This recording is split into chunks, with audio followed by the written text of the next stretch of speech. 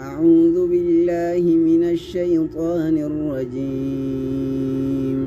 واعلموا أنما غنمتم من شيء فأن لله خمسه وللرسول ولذي القربى واليتامى والمساكين وابن السبيل إن كنتم آمنتم بالله وما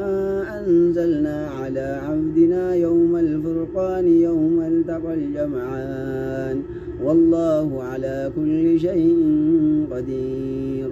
إذ أنتم بالعدوة الدنيا وهم بالعدوة القصوى والركب أسفل منكم ولو تواعدتم لاختلفتم في الميعاد ولكن ليقضي الله أمرا كان مفعولا ليهلك من هلك عن بينة ويحيى من حي عن بينة وإن الله لسميع عليم إذ يريكهم الله في منامك قليلا ولو أراكهم كثيرا لفشلتم ولتنازعتم في الأمر ولكن الله سلم إنه عليم بذات الصدور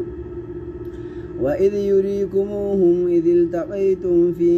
أعينكم قليلا ويقللكم في أعينهم ليقضي الله أمرا كان مفعولا وإلى الله ترجع الأمور يا أيها الذين آمنوا إذا لقيتم فئة فاثبتوا واذكروا الله كثيرا لعلكم تفلحون وأطيعوا الله ورسوله ولا تنازعوا فتفشلوا وتذهب ريحكم واصبروا إن الله مع الصابرين ولا تكونوا كالذين خرجوا من ديارهم بطرا ورئاء الناس ويصدون عن سبيل الله والله بما يعملون محيط